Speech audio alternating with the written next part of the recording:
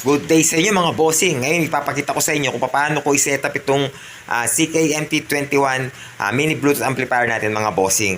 Bali ang gagamitin natin dito is yung two-way car speaker na mga boss. Meron na nga pala itong 12 to 24 voltage mga bossing, kaya pwedeng gamitin to sa mga motorsiklo. Siyempre pwedeng rin pang home audio.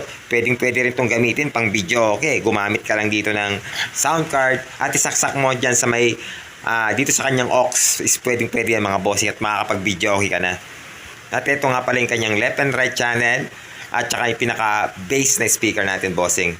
So itong speaker na to is linagay ko lang kanina, ayan, sa lumang speaker na ginamit ko. Pero tatanggalin natin yan mga boss dahil ang ilalagay natin dito ay yung ating two-way car speaker na. So i-disconnect lang natin yan bossing. Itong bass speaker naman, ang ginamit natin dito bossing is itong Tucson na 8 inches na bass speaker mga bossing. At meron tong 800 watts PMPO. O wag kang magtataka kung bakit 800 watts tapos gagamitin natin. So yung 800 watts na yan mga bossing is PMPO lang yan mga bossing. Bali hindi yan yung pinaka-rated power niya o yung pinaka-RMS niya ay hindi yung 800 watts na yan mga bossing. Kumbaga max power yan. Makikita nyo naman dito sa ating amplifier na naka-indicate yung kanyang mga wattage dito. Dalawang 50 left and right at saka isang pang bass na 100 watts. So RMS yung mga yan mga bossing ha. So huwag kayo masyadong matakot sa mga speaker natin. Bali nakikita lang natin na tag 50 watts yan at saka 100 watts na rated power bossing. Malalakas na yung mga yan. So bali i-connect na natin dito yung ating two-way car speaker mga boss. Bali, di-disconnect lang muna natin to saglit. Pagkatapos is isa-sound check na natin. Bali, ito nga pala yung two-way car speaker na ilalagay natin mga bossing. Bali, tag-isa sa left and right. Ang pinaka-max power nito is nasa 500 watts PMPO mga bossing. O, ang taas din bossing ha. Pero, okay lang yan bossing dahil hindi naman yan rated power. So, ayan no. 4 ohms at 500 watts ang bawat isa nito. So ilalagay natin yon sa left and right channel natin dun sa ating amplifier bossing na may 50 watts lang na RMS. Pero bakit natin ilalagay? Siyempre mga bossing, ang pinaka-rated power ng ating two-way car speaker is eto bossing 40 watts lang mga bossing. 40 watts rated power at 500 watts max PMPO. Ayan o, kaya kailangan nagbabasa kayo bago kayo mag-setup ng inyong mga speaker sa inyong mga amplifier.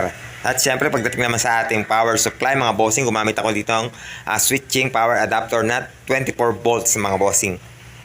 Bali sasaksak lang natin yan sa ating 220 volts sa ating outlet. Tapos dito is 24 volts na yan mga bossing, mababasa nyo naman.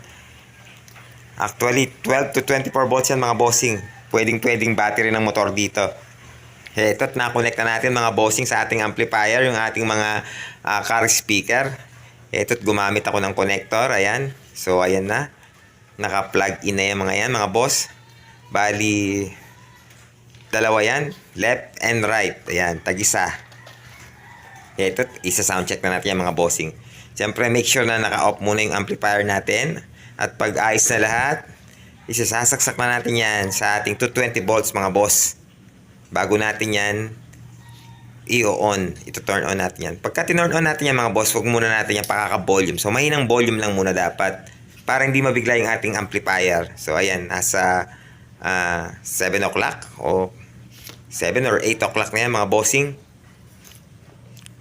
Ito, naka-ready na rin yung ating bass speaker. Baling gagawin natin is i-bluetooth na natin yung ating CP dito para makapag-sounds check na tayo.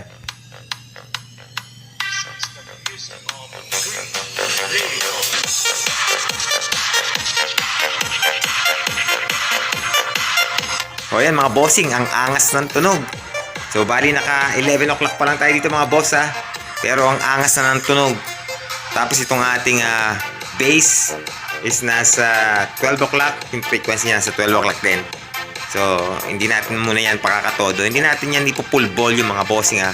Ito mga bossing, tinry na rin natin sa 6.5 na bass speaker natin ha. Tignan natin sa sound check natin yan.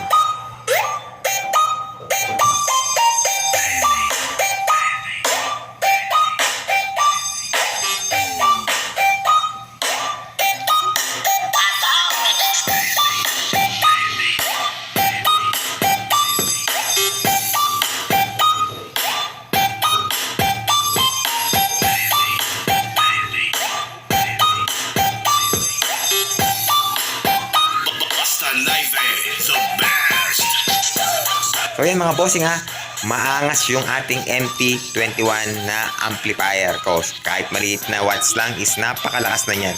So hanggang dito na lang muna mga boss. God bless.